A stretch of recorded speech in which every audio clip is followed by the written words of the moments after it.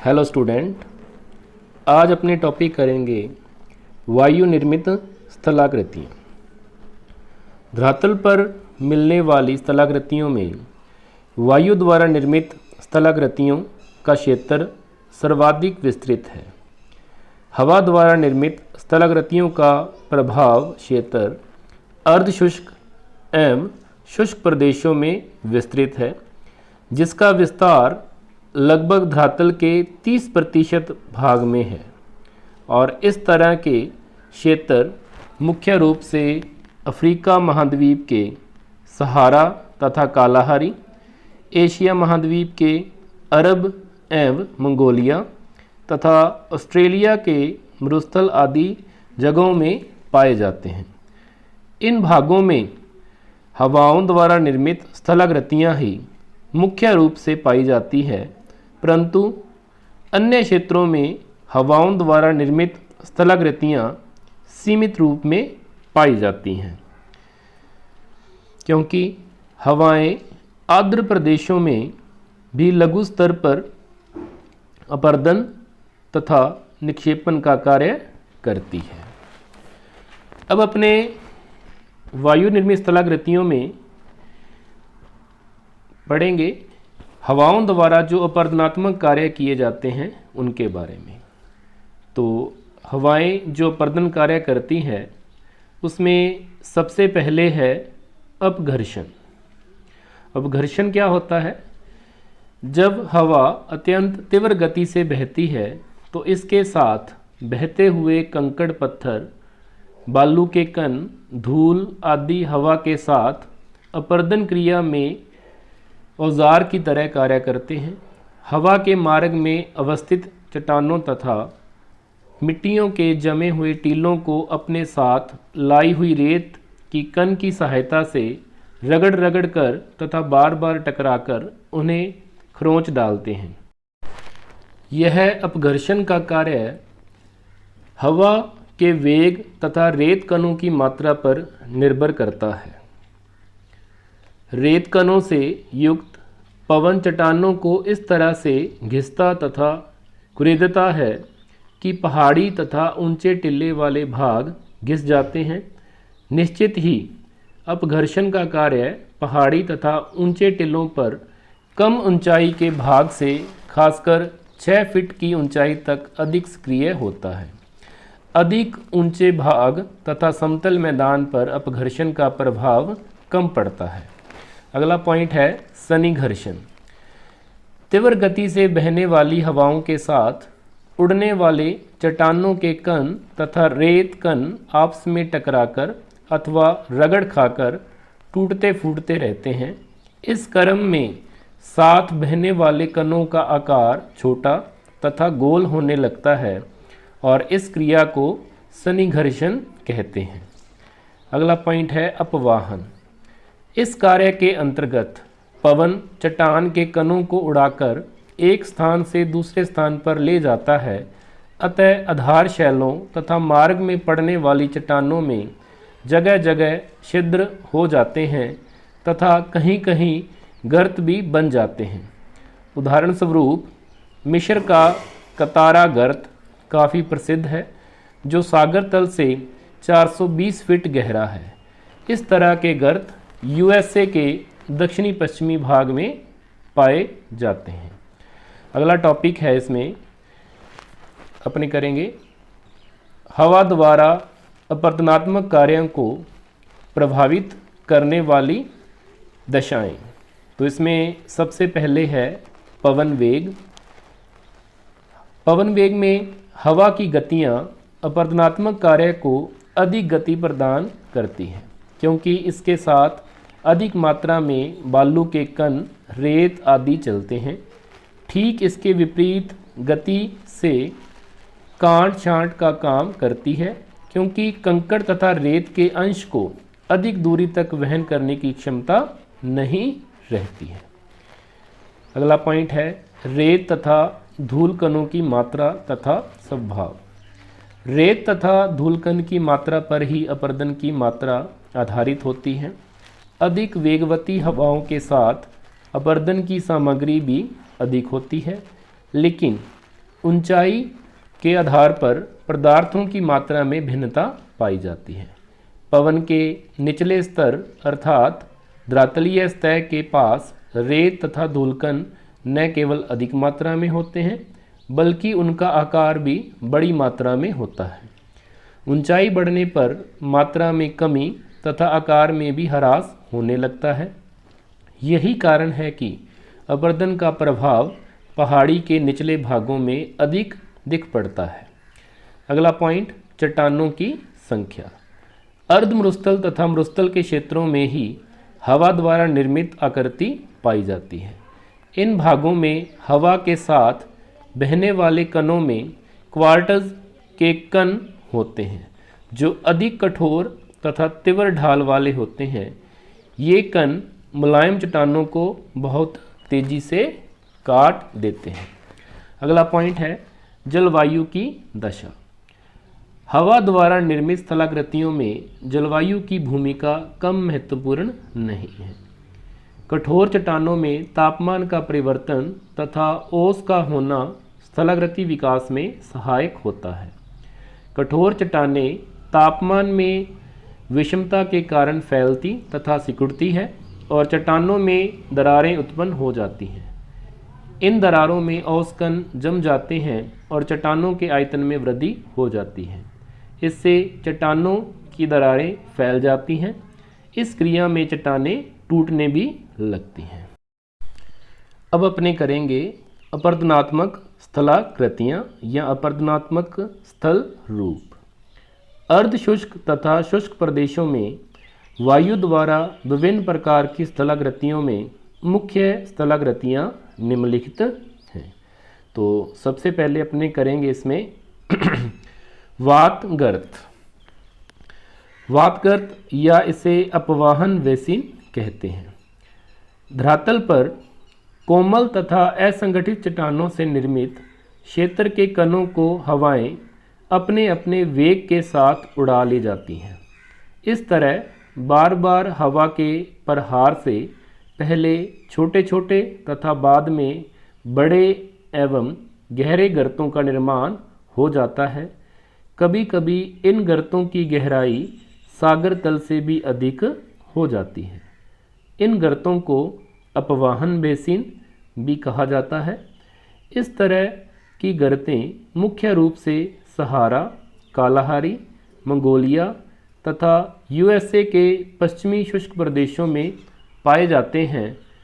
इनकी गहराई भूमिगत जल स्तर से काफ़ी नीचे रहती है, इसलिए इनकी गहराई समुद्र तल से नीचे हो जाती है। नील नदी के पश्चिम में स्थित कतारा गर्त इसका सुंदर उदाहरण है। अगली स्थलाकृति है क्षत्रक शिला। मरुस्थलीय प्रदेशों में क्षत्रक शिला अथवा गारा के आकृति का पहाड़ी दृष्टिगोचर होता है। इस तरह के आकृति को सहारा मरुस्थल में गारा अथवा गौर के नाम से जाना जाता है। इन्हें फिल्सफेल्जन भी कहते हैं। इस तरह की आकृतियों का निर्माण पहाड़ के निचले भाग में अधिक कटाव तथा ऊपरी भाग में कम कटाव से हो जाता है, जिसकी वजह आपने अपरदनात्मक कार्यों को प्रभावित करने वाली दिशाओं में पढ़ा था कि, और हवा के अपरदन कार्यों में भी आपने पढ़ा था अपघर्षण का प्रभाव जो सतह से लेकर 6 फीट की ऊंचाई तक अधिक रहता है। तो उसी वजह से इस प्रकार की जो छतरीनुमा स्थलाकृति है वो बनती है। ठीक है। इसके बाद अगला पॉइंट है जोजीन। ये क्या है? मरुस्थलीय भागों में जब कभी कठोर तथा मुलायम चट्टानों की परतें एक दूसरे के समानांतर होती हैं तो अपक्षय तथा अपरदन के कारण विचित्र प्रकार के स्थल रूपों का निर्माण हो जाता है जो ढक्कनदार दवात के समान होते हैं। इस स्थल रूप में ऊपरी भाग कम चौड़ा होता है, साथ साथ ऊपरी भाग पर कठोर चट्टान का आवरण होता है और समतल होता है। इस तरह की आकृतियाँ कोलोरेडो पठार, पेंटागोनिया पठार तथा कालाहारी के क्षेत्र में पाई जाती हैं। अगला पॉइंट है स्थलाकृति है यारडांग। इसमें इसका निर्माण यूजेन के विपरीत होता है। जब कोमल तथा कठोर चट्टानों के स्तर लंबवत दिशा में मिलते हैं, जो हवा कठोर शैलों की अपेक्षा मुलायम चट्टानों को शीघ्र अपरदित करके उड़ा ले जाती है। इस प्रकार कठोर शैलों के मध्य कोमल शैलों के अपरदित होकर उड़ जाने के कारण कठोर चट्टानों के भाग खड़े रह जाते हैं। इन चट्टानों के पार्श्व में पवन द्वारा कटाव होने से नालियां बन जाती हैं और उस तरह के स्थल रूप को यारडांग कहा जाता है। ये पवन के दिशा से समानांतर रूप में फैले होते हैं। इनकी ऊंचाई 20 फीट तथा चौड़ाई 30 से 120 फीट तक होती है। इसका निर्माण निश्चित रूप से पवन के अपघर्षण से होता है। अगली स्थलाकृति है इंसेलबर्ग, जिसे बॉनहार्ट या द्वीपावगिरी कह देते हैं। इंसेलबर्ग इस शब्द का तात्पर्य पर्वतीय टीले से होता है। वस्तुतः मरुस्थलीय भाग में कठोर चट्टान के सामान्य सतह से ऊंचे उठे टीले समतल मरुस्थल में द्वीप जैसे दिख पड़ते हैं। मरुस्थलों में कोमल चट्टानें आसानी से कट जाती हैं तथा कठोर चट्टानों के अवशेष भाग ऊंचे ऊंचे टीलों के रूप में पच जाते हैं। बॉर्नहार्ट नामक विद्वान द्वारा इसका सर्वप्रथम अध्ययन किया गया था। डेविस महोदय ने कालाहारी रेगिस्तान में स्थित इंसेलबर्ग तथा समीपी सतह के अध्ययन के आधार पर यह बताया कि इंसेलबर्ग मरुस्थलीय अपरदन चक्र का अंतिम रूप है, परंतु यह अवधारणा काफ़ी विवादास्पद है, क्योंकि इंसेलबर्ग की स्थिति न केवल मरुस्थलीय भागों में पाई जाती है बल्कि आर्द्र प्रदेशों में भी मिलती है। किंग महोदय के अनुसार इंसेलबर्ग का निर्माण नदियों द्वारा अपरदन कार्य से हुआ है। अगली स्थलाकृति है भूस्तंभ या डेमोसेल। भूस्तंभ शुष्क तथा अर्धशुष्क प्रदेशों में कोमल तथा असंगठित चट्टानों के ऊपर अधिक कठोर तथा प्रतिरोधी चट्टानों के रहने से भूस्तंभ का निर्माण होता है। ऐसी स्थिति में जो कोमल चट्टान कठोर चट्टान के नीचे दब जाती है, वह अपरदित के आवरण के नीचे ढकी हुई मुलायम चट्टानों की ज्यों के त्यों अपनी स्थिति में बनी रहती है। ऐसी परिस्थिति में आसपास की कोमल चट्टानें हवाओं द्वारा कटती रहती हैं और कठोर चट्टानें स्तंभ के रूप में खड़ी रहती हैं। अगली स्थलाकृति इसके बाद अपने करेंगे ड्राई कांटर। ड्राई कांटर में पथरीले मरुस्थलों में सतह पर पड़े शिलाखंडों पर पवन के अपरदन द्वारा खरोंच पड़ जाते हैं और शिलाखंड के टुकड़ों पर तरह तरह की नक्काशी हो जाती है। जब पवन कई दिशाओं से होकर चलता है तो इन शिलाखंडों की आकृति चतुष्फलक जैसी हो जाती है और इन्हें ड्राई कांटर कह देते हैं। एक स्थलाकृति और मिलती है जालीदार शिला। इस प्रकार की स्थलाकृति मरुस्थलीय प्रदेशों में खड़े हुए चट्टानी स्तूपों में पाई जाती है। इस प्रकार के चट्टानों की संरचना में काफ़ी विषमता पाई जाती है और इनमें हवा द्वारा अपरदन भी भिन्न अनुपात में होता है। अतः चट्टानों में धीरे धीरे छिद्र निकल आते हैं जो जाली युक्त दिखाई पड़ते हैं और इसी कारण इनका नामकरण जालीदार शिला के रूप में किया जाता है। अब अपने करेंगे हवाओं द्वारा निक्षेपण कार्य से निर्मित स्थलाकृतियाँ या निक्षेपणात्मक स्थल रूप। हवाओं के निक्षेपण कार्य का महत्व अधिक होता है क्योंकि निक्षेपण कार्य द्वारा विभिन्न प्रकार की स्थलाकृतियाँ निर्मित होती हैं। इससे निर्मित लोयस का मैदान खासकर एशिया में पाई जाने वाली लोयस मिट्टी का क्षेत्र कृषि के लिए महत्वपूर्ण है। तो इसमें सबसे पहले अपने करेंगे बालू का स्तूप। बालू का स्तूप में क्या होता है, बालू तथा रेत के कणों के एक स्थान पर एकत्रित होने से बालू का स्तूप बनता है और यह भिन्न आकृतियों में निर्मित होता है। इसका निर्माण बालू या रेत की अधिकता, हवा की दिशा और वेग, हवा के मार्ग अवरोध तथा बालू जमाव के स्थान पर निर्भर करता है। मरुस्थलीय भागों में बालू का स्तूपों का निर्माण रेत द्वारा होता है और इसके निर्माण के लिए बालू प्रचुर मात्रा में होना आवश्यक होता है। यही कारण है कि अधिकांश बालू का स्तूप मुख्य मरुस्थलों खासकर कालाहारी, सहारा, थार आदि में पाए जाते हैं।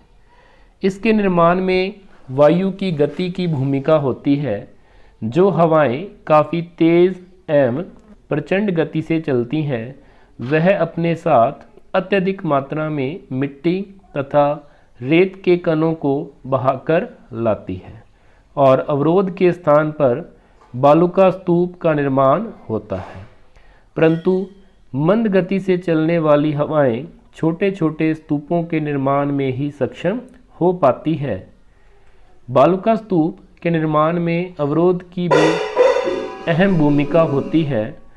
अवरोध या अवरोधी साधन के रूप में वन क्षेत्र, घास के मैदान, ऊंची चट्टान, टीले इत्यादि महत्वपूर्ण है। अब अपने करेंगे बालू का स्तूपों के प्रकार। तो मुख्य रूप से बालू का स्तूपों को दो आधारों पर बांटा जाता है। इसमें पहला है स्थिति तथा संरचना के आधार पर बालू का स्तूप। इसमें आएंगे सागर तटीय बालू का स्तूप, झील तटीय बालू का स्तूप, मरुस्थलीय बालू का स्तूप और नदी तटीय बालू का स्तूप। इसके अलावा दूसरा आधार है आकार के आधार पर बालू का स्तूप। इसमें पहला आ जाएगा अनुप्रस्थ बालू का स्तूप, अनुदैर्ध्य या समानांतर बालू का स्तूप, परवलिक बालू का स्तूप और बरखान बालू का स्तूप। इन बालू का स्तूपों में अब अपने मुख्य प्रकार के बालू का स्तूपों का वर्णन करेंगे, जिसमें सबसे पहले है बरखान। बरखान विशिष्ट प्रकार के अनुप्रस्थ बालू का स्तूप होते हैं, जिनका आकार चापाकार या अर्धचंद्राकार होता है। इनका निर्माण प्रचलित पवन की दिशा के समकोण पर होता है, परंतु इनके शिखर या सींग वायु की दिशा के समानांतर होते हैं। बरखान प्राय श्रृंखला में पाए जाते हैं। प्रचलित पवन, पवन भंवर तथा रेत की सीमित मात्रा के कारण बरखान का शीर्ष भाग दो नुकीले सिरों में विभक्त हो जाता है। अतः बरखान के पवना विमुख ढाल को अवतल करने में तथा रेत को मध्य भाग से हटाकर सिरों पर एकत्रित कर दो नुकीले पार्श्व या पार्श्वों का निर्माण करने में पवन भंवर का मुख्य योगदान है। इसके बाद दूसरा मुख्य स्थल रूप है पवन निक्षेपण से निर्मित सीफ। ये पवनों की दिशा में उसके समानांतर निर्मित रेखिक कटक के आकार के स्तूप होते हैं तथा लंबाई में सैकड़ों किलोमीटर तक लंबे होते हैं। इनका निर्माण अधिक रेत वाले उन आंतरिक रेगिस्तानों में होता है। यहाँ पवनें अधिक वेग वाली तथा लगभग एक ही दिशा में प्रवाहित होती है। सामान्यतः यह वाणिज्यिक पवनों के क्षेत्रों में पड़ने वाले मरुस्थलीय आंतरिक भागों में बनते हैं। अनुदैर्ध्य स्तूप आपस में समानांतर होते हैं तथा इनके बीच निर्मित बालू का मुक्त कॉरिडोर सहारा में गासी कहलाता है, जो कारवां के लिए रास्ते का निर्माण करते हैं। इसके बाद अपने स्थल रूप करेंगे लोयस। वायु द्वारा सुदूर देशों से उड़ाकर जमा की गई बारीक मिट्टी के निक्षेप को लोयस कहते हैं। लोयस मिट्टी के निक्षेप में परतें नहीं होती। इसमें परत का अभाव इसके वायु द्वारा जमा किए जाने का प्रमाण है। लोयस का नाम फ्रांस के अल्सस प्रांत के लोयस नामक ग्राम के आधार पर किया गया।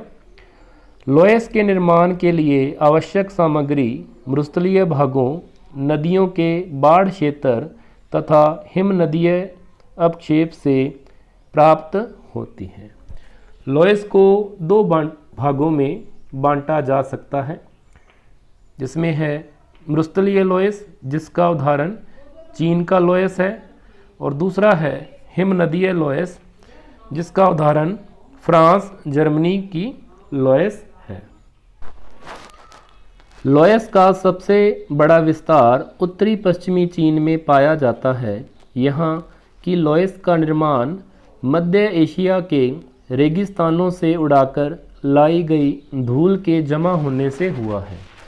चीन में 3 लाख वर्ग मील क्षेत्र में लोयस का विस्तार पाया जाता है।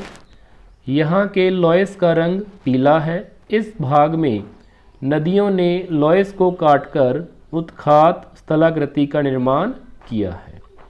लोयस मृदा कृषि के लिए बहुत उपजाऊ है।